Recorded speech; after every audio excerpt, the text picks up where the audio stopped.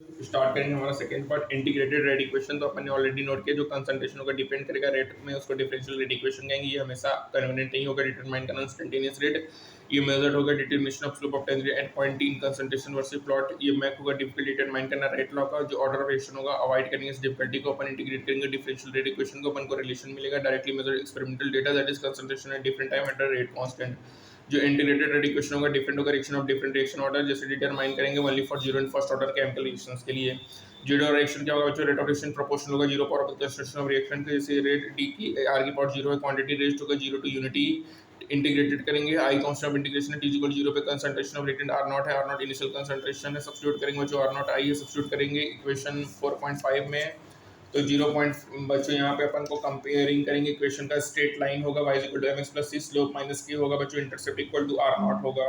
ठीक है, यहाँ पे slope minus K R naught है, टाइम है बच्चों। यहाँ पे सिंपलीफाइंग क्वेश्चन करेंगे तो देखेंगे R naught minus R by T होगा, zero order reaction relative uncommon होगा, ये अकर होगा स्पेशल कंडीशन में।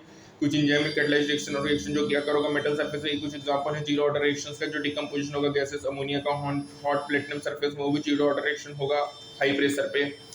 2NH3 1130 Pt कैटलिस्ट होगा बच्चों, N2 प्लस रेस टू गैस होगा, R के NH3 0 होगा। इस रिएक्शन में प्लेटिनम मेटल एक्ट करेगा as a catalyst high pressure में, मेटल सरफेस जिस सैचुरेटेड होगा गैस मॉलिक्यूल से, further change in reaction condition होगा जो कि अनेबल होगा, अल्टर करेगा amount of ammonia on the surface of the catalyst, जो कि मेक करेगा रेट ऑफ रिएक्शन को इंडिपेंडेंट ऑफ इट्स कंसंट्रेशन। जो थर्मल डिकम्पोजिशन होगा चाहिए ऑन गोल्ड सरफेस, वो अनदर एग्जांपल है जीरो ऑर्डर रिएक्शंस का।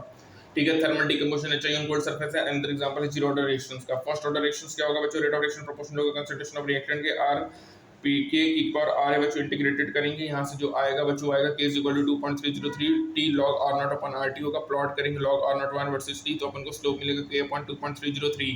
हाइड्रोजन ऑफ इथेन एग्जांपल होता है फर्स्ट ऑर्डर रिएक्शंस का, सभी natural and artificial due to unstable nuclei का, वो भी होता है फर्स्ट ऑर्डर काइनेटिक्स के थ्रू। ठीक है, यहाँ पे देखो L N R versus T का ग्राफ है, स्लोप माइनस के होगा बच्चों, L N R naught by R versus T का ग्राफ है, स्लोप होगा के अपॉन 2.303 आर होगा। डिकम्पोजिशन ऑफ N2O5 N2O कुछ एग्जांपल होते हैं और जीरो ऑर्डर रिएक्शंस के। अब यहाँ पे typical first order gas reaction देखेंगे, यहाँ P1 इनिशियल प्रेशर है, A और P का P टोटल है, इंटीग्रेटेड इक्वेशन से P total PA plus PB plus PC होगा, ये पार्शियल प्रेशर होगा बच्चों, x ATM decrease in pressure of A होगा टाइम T, और 1 मोल ऑफ EBC फॉर्म्ड होगा, इंक्रीज इन प्रेशर होगा। ठीक है, यहाँ से देखो K is equal to 2.303 T log P initial upon 2 P initial minus PT होगा बच्चों। ठीक है, अब बात करेंगे हाफ लाइफ ऑफ रिएक्शंस। तो बच्चों हाफ लाइफ रिएक्शन जो होता है जिसमें कंसंट्रेशन ऑफ रिएक्टेंट रिड्यूस्ड हो गया one half of initial concentration, जिसको रिप्रेजेंट करेंगे टी हाफ में। जीरो ऑर्डर रिएक्शंस में रेट कांस्टेंट होगा R naught minus R by T, T is equal to यहाँ पे R is equal to 1/2, R naught rate constant हो जाएगा R naught upon 2k, मतलब टी हाफ जो order reaction का directly proportional होगा इनिशियल कंसंट्रेशन ऑफ रिएक्टेंट के, और इनवर्सली प्रोपोर्शनल होगा रेट कांस्टेंट के। फर्स्ट ऑर्डर रिएक्शन से बच्चों टी हाफ हो जाएगा 0.693 बाई के, ये देखा गया बच्चों फर्स्ट ऑर्डर रिएक्शन से हाफ लाइफ कांस्टेंट होगा, इंडिपेंडेंट होगा इनिशियल कंसंट्रेशन ऑफ रिएक्टेंट। इस तरीके से जो हाफ लाइफ होगा फर्स्ट ऑर्डर रिएक्शन का वो कैलकुलेटेड होगा rate constant and vice versa से। Zero order reaction T half directly proportional है कंसंट्रेशन ऑफ रिएक्टेंट के, फर्स्ट ऑर्डर रिएक्शन इंडिपेंडेंट होगा कंसंट्रेशन ऑफ रिएक्टेंट के बच्चों। ठीक है, यहाँ पे समराइज है mathematical figure of integrated rate laws है zero and first order reactions का। ठीक है, अब यहाँ पे देखो जो ऑर्डर ऑफ रिएक्शन होगा समटाइम्स अल्टर होगा कंडीशंस के, बहुत सारे रिएक्शंस है जो कि ऑपे करेगा फर्स्ट ऑर्डर रेट लॉ का। ऑल्सो ये हाईली ऑर्डर रिएक्शन होगा जो हाइड्रोलिसिस होगा इथाइल एसीटेट का, जो कि केमिकल रिएक्शन होगा between ethyl acetate and water. Reality में सेकंड ऑर्डर रिएक्शन है क्योंकि जो कंसंट्रेशन होगा both ethyl acetate and water वो अफेक्ट करेगा रेट ऑफ रिएक्शन को, बट वाटर जब टेकल लेंगे लार्ज एक्सेस फॉर हाइड्रोलिसिस, तो यहाँ पे कंसंट्रेशन ऑफ वाटर अल्टर्ड नहीं होगा मच ड्यूरिंग द रिएक्शन, जो रेट ऑफ रिएक्शन होगा अफेक्टेड होगा concentration of ethyl acetate only, जैसे ड्यूरिंग हाइड्रोलिसिस करेंगे 0.01 mole of ethyl acetate with 10 mole of water, तो जो amount of the reactant product होगा बिगिनिंग में वो कंप्लीटेशन में वो गिवन है बच्चों, टी इज इक्वल टू 0 पे 0.01 मोल 10 मोल 0 मोल 0 मोल। यहाँ पे जो कंसंट्रेशन ऑफ वाटर है बच्चों अल्टर नहीं होगा during the course of reaction, इसीलिए जो रिएक्शन होगा बिहेव करेगा फर्स्ट ऑर्डर रिएक्शंस। ऐसे रिएक्शंस को अपन स्यूडो फर्स्ट ऑर्डर रिएक्शंस कहेंगे, जहाँ पे ऑर्डर 1 मॉलिक्यूलरिटी 1 है लेकिन ऑर्डर मोर देन 1 हो सकता है। Inversion of cane sugar, inversion of cane sugar है जो कि another pseudo of first order reactions है। ठीक है, तो बच्चों इन्वर्जन ऑफ कैन शुगर और hydrogen of hydrolysis of ethyl acetate ये सब हमारे क्या है second pseudo first order reactions है बच्चों। ठीक है, कौन सा रिएक्शन है स्यूडो फर्स्ट ऑर्डर रिएक्शंस। अब अपन बात करेंगे temperature dependence and rate of reactions के, बहुत सारे केमिकल इसमें एक्सलेटेड होंगे, इंक्रीज करेंगे टेम्परेचर तो इसे डिकम्पोजिशन होगा N2O5 का, जो टाइम टेकन होगा half of the original amount of material to decompose it 12 minute होगा 50 डिग्री सेल्सियस पे। 5 आवर एट 25 एंड 10 डेज होगा 0 डिग्री सेल्सियस। अपन जानते हैं कि जो मिक्सचर होगा potassium permanganate oxalic acid potassium permanganate decolourised होगा हाई टेम्परेचर पे than that at lower temperature. और ये देखा गया केमिकल रिएक्शन में with rise in temperature by 10 degree जो रेट कांस्टेंट नियरली डबल्ड होगा। और ये टेम्परेचर डिपेंडेंस दिया था आरएनएस द्वारा जो कि डेट्स केमिस्ट थे जो वन टॉप स्वीडिश केमिस्ट्री थे जो कि प्रोवाइड किए थे फिजिकल जस्टिफिकेशन एंड इंटरप्रिटेशंस को k = AE - E by RT होगा। ए रेनिस फैक्टर या फ्रीक्वेंसी फैक्टर होगा जिसको अपन एक्सपोनेंशियल फैक्टर कहेंगे। ये कांस्टेंट स्पेसिफिक होगा पर्टिकुलर रिएक्शंस के आर्गेन्स कांस्टेंट E एक्टिवेशन जी होगा जो कि मेजर्ड होगा जूल्स पर मोल में। अंडरस्टैंड करेंगे फॉलोइंग रिएक्शंस को आरएनएस का से रिएक्शन टेक प्लेस होगा when a molecule hydrogen and alkaloid होगा फॉर्म करेगा स्टेबल इंटरमीडिएट एग्जिस्ट करेगा शॉर्ट टाइम और ब्रेक होगा 2 मॉलिक्यूल ऑफ हाइड्रोजन आयोडाइड में। जो एनर्जी रिक्वायर्ड होता है बच्चों इस इंटरमीडिएट को एक्टिवेटेड कॉम्प्लेक्स होगा एक्टिवेशन एनर्जी होगा बच्चों ऑपरेंड इनका potential energy versus reactions coordinate. यहाँ पे जो रिएक्शन कोऑर्डिनेट से रिप्रेजेंट करेगा profile of energy change when reacted change into product होगा। कुछ एनर्जी रिलीज होगा जब कॉम्प्लेक्स डिकम्पोज होगा और फॉर्म करेगा प्रोडक्ट को। जो फाइनल एंथैल्पी होगा रिएक्शंस का डिपेंड करेगा नेचर ऑफ रिएक्टेंट प्रोडक्ट में। सभी मॉलिक्यूल रिएक्टिव स्पीशीज में उसमें सेम काइनेटिक एनर्जी नहीं होगी। डिफिकल्ट होगा प्रेडिक्ट करना behaviour of any one molecule with precision. जो यहाँ पे बोल्ट्जमैन और जेम्स क्लर्क मैक्सवेल ने स्टैटिक प्रेडिक्ट किया था behaviour of large number of molecule को। इनके अनुसार जो डिस्ट्रीब्यूशन होगा काइनेटिक एनर्जी का मे बी डिस्क्राइब प्लॉट करेंगे fraction of molecule N I upon N T with a given kinetic energy. जो एनी होगा नंबर ऑफ मॉलिक्यूल होगा विद एनर्जी ई एनटी क्या होगा टोटल नंबर ऑफ मॉलिक्यूल होगा। जो पीक होगा वो रिस्पॉन्ड करेगा most probable kinetic energy that is kinetic energy of fraction of maximum fraction of molecule. यहाँ पे डिक्रीजिंग नंबर ऑफ मॉलिक्यूल होगा विद एनर्जी हायर और लोअर देन दिस वैल्यू। जब बच्चों टेम्परेचर रेस्ट होगा तो जो मैक्सिमम ऑफ द कर्व है मूव करेगा हायर एनर्जी वैल्यूज और जो कर्व होगा ब्रॉडन आउट होगा स्प्लिट होगा राइट।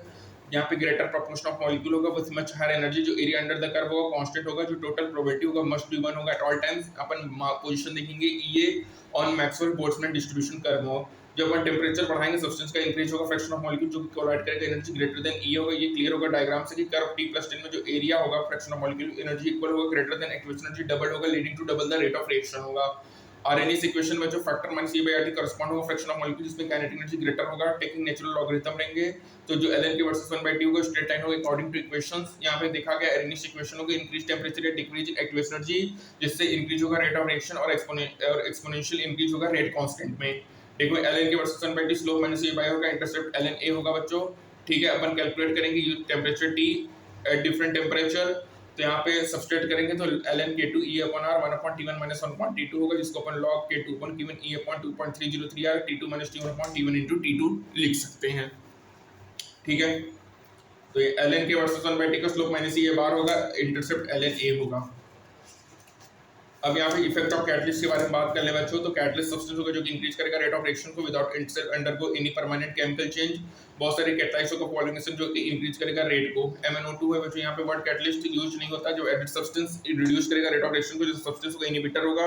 जो एक्शन ऑफ कैटलिस्ट होगा एक्सप्लेन होगा इंटरमीडिएट कॉम्प्लेक्स अकॉर्डिंग थ्योरी। जो कैटलिस्ट होगा पार्टिसिपेट करेगा केमिकल रिएक्शन में फॉर्म करेगा टेम्परेरी बॉन्ड रिएक्टेंट रिजल्ट होगा इंटरमीडिएट कॉम्प्लेक्स। ये ट्रांजिशन एक्सिस्टेंस होगा डिकम्पोज होगा इल्ड प्रोडक्ट एंड कैटलिस्ट होगा। ये बिलीव होगा कि कैटलिस्ट प्रोवाइड करेगा अल्टरनेट पाथ या रिएक्शन मैकेनिज्म जो कि रिड्यूस करेगा activation energy between reactant product और लोअर करेगा पोटेंशियल बैरियर जो कि फिगर 4.11 में है। अब यहाँ से यानी क्वेश्चन से देख सकते हैं जो lower the value of activation energy होगा तो faster will the rate of reaction होगा। इस स्मॉल अमाउंट ऑफ कैटलिस्ट होता है जो कि कैटलाइज करेगा लार्ज अमाउंट ऑफ रिएक्टेंट को। कैटलिस्ट बच्चों गिव्स एनर्जी को चेंज नहीं करेगा। ये केवल कैटलाइज करेगा स्पॉन्टेनियस रिएक्शन। ये कैटलाइज नहीं करेगा नॉन स्पॉन्टेनियस रिएक्शन को। ये देखा गया कि कैटलिस्ट इक्विलिब्रियम कांस्टेंट को भी चेंज नहीं करता। ये हेल्प करेगा अटेन करना इक्विलिब्रियम को फास्टर अटेन करने में हेल्प करेगा। मतलब ये कैटलाइज करेगा forward as well as backward reaction to the same extent जो कि इक्विलिब्रियम स्टेट रिमेन सेम हो लेकिन वो जल्दी पहुंच जाए ठीक है। बाकी इसकी वैल्यू को चेंज नहीं करता बच्चों। अब बात करेंगे कोलिजन थ्योरी के बारे में। तो आरएनएस इक्वेशन एप्लीकेबल होगा जब वाइड रेंज ऑफ सर्कमस्टेंसेस होगा। कोलिजन थ्योरी जो कि डेवलप हुआ था मार्क स्टोच और विलियम लिविस के थ्रू जो कि प्रोवाइड कर रहा था greater insight into the energetic and magnetic aspect of reaction. ये बेस्ड था केटीसी पे। इस थ्योरी के अकॉर्डिंग जो रिएक्टेंट मॉलिक्यूल होगा अज्यूम्ड होगा हार्ड स्क्वायर फ्रिक्शन पोस्टुलेटेड होगा। जो मॉलिक्यूल कोलाइड करेगा जो number of collision per second per unit volume होगा उसको कोलिजन फ्रीक्वेंसी कहेंगे। अनदर फैक्टर जो कि अफेक्ट करेगा रेट ऑफ केमिकल को एक्टिवेशन एनर्जी ठीक है। यहाँ पे A+B प्रोडक्ट होगा rate PZ AB - E by RT होगा। जो DB रिप्रेजेंट करेगा collision frequency of reactant and B E - E by RT represent करेगा फ्रैक्शन ऑफ मॉलिक्यूल जिसकी एनर्जी इक्वल टू और ग्रेटर देन E होगा। कंपेयर करेंगे बच्चों तो यहाँ पे वैल्यू ऑफ रेट कांस्टेंट होगा इक्वालिटी फॉर द रिएक्शन जो कि इन्वॉल्व होगा एटॉमिक स्पेस या सिंपली मॉलिक्यूल जो for complex reaction significant deviation observe होगा। जो रीजन होगा सभी कोलिजन में उसमें फॉर्मेशन ऑफ प्रोडक्ट नहीं होगा बच्चों। जो कोलिजन जिससे मॉलिक्यूल कोलाइड करेगा, सफिशिएंट काइनेटिक एनर्जी और प्रॉपर ओरिएंटेशन, वो ब्रेक करेगा बॉन्ड को between reacting species and formation करेगा new bond to form product, इसको इफेक्टिव कोलिजन कहेंगे। जैसे मिथेनॉल बनता है फ्रॉम वोमेथन, डिपेंड करेगा ओरिएंटेशन ऑफ रिएक्टेंट मॉलिक्यूल, जो कि फिगर है, जो प्रॉपर ओरिएंटेशन होगा उसमें बॉन्ड फॉर्मेशन होगा। इम्प्रॉपर में क्या होगा, सिंपली बाउंस बैक होगा और कोई प्रोडक्ट फॉर्म्ड नहीं होगा। जब इफेक्टिव कोलिजन होगा तो पी होगा प्रोबेबिलिटी स्टेरिक फैक्टर इंट्रोड्यूस्ड होगा। यहाँ पे क्या होगा कोलिजन में कि मॉलिक्यूल प्रॉपर और रिलेटेड होगा, rate P Z E B minus E by RT होगा।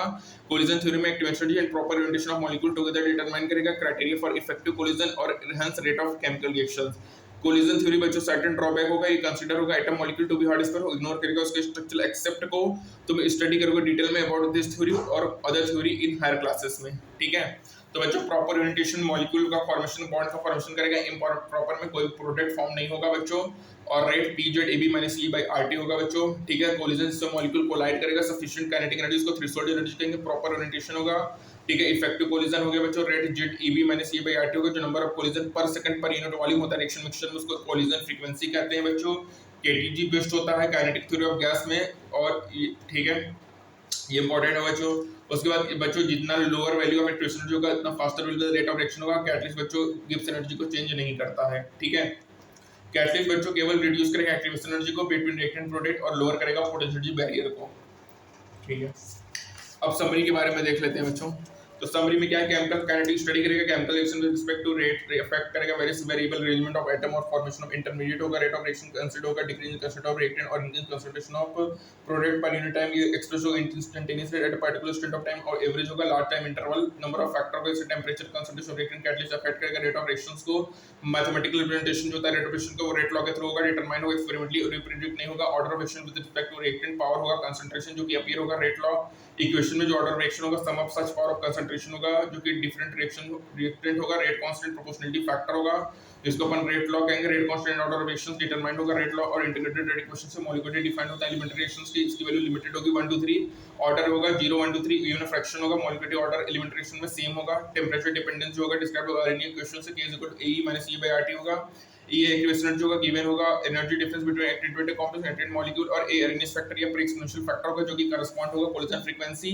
और ये इक्वेशन क्लियरली बताएगा जब टर्न टेंपरेचर को बढ़ाएंगे या लोअर करेंगे एक्टिवेशन एनर्जी को, तो इंक्रीज होगा रेट ऑफ रिएक्शन में, प्रेजेंस ऑफ कैटलिस्ट लोअर करेगा एक्टिवेशन एनर्जी, प्रोवाइड करेगा alternate path for the reaction according to collision theory. Another factor होगा स्टेरिक फैक्टर, जो कि रिफर करेगा ओरिएंटेशन ऑफ मॉलिक्यूल्स को, जो कि कोलाइड करेगा, जो कि इंपॉर्टेंट है एंड कंट्रीब्यूट करेगा इफेक्टिव कोलिजन्स में। और जब अपन मॉडिफाइड करेंगे आरएनएस इक्वेशन, तो k = P Z AB - E / RT होगा। P क्या होगा, स्टेरिक फैक्टर होगा, ठीक है। Z होगा collision frequency, E - E / RT होगा फ्रैक्शन ऑफ मॉलिक्यूल्स जिसकी एनर्जी ग्रेटर देन हो E से, ठीक है। तो बच्चों याद रखना कि जो मॉलिक्यूलरिटी एंड ऑर्डर ऑफ होता है, मॉलिक्यूलर ऑर्डर एलिमेंट्री रिएक्शन का, वो सेम होगा, ठीक है। मॉलिक्यूलरिटी डिफाइंड होता है केवल एलिमेंट्री रिएक्शंस के लिए, ठीक है। बच्चों मॉलिक्यूलरिटी कभी भी नॉन इंटीजर और नेगेटिव नहीं होगा, इवन फ्रैक्शन भी नहीं होगा, लेकिन ऑर्डर 0 पॉजिटिव नेगेटिव फ्रैक्शन कुछ भी हो सकता है, ठीक है। तो बच्चों यहाँ पे हमारा कंप्लीट होता है ये हमारा केमिकल काइनेटिक्स के एनसीईआरटी। मिलते हैं नेक्स्ट टर्म में, तब तक के लिए थैंक यू।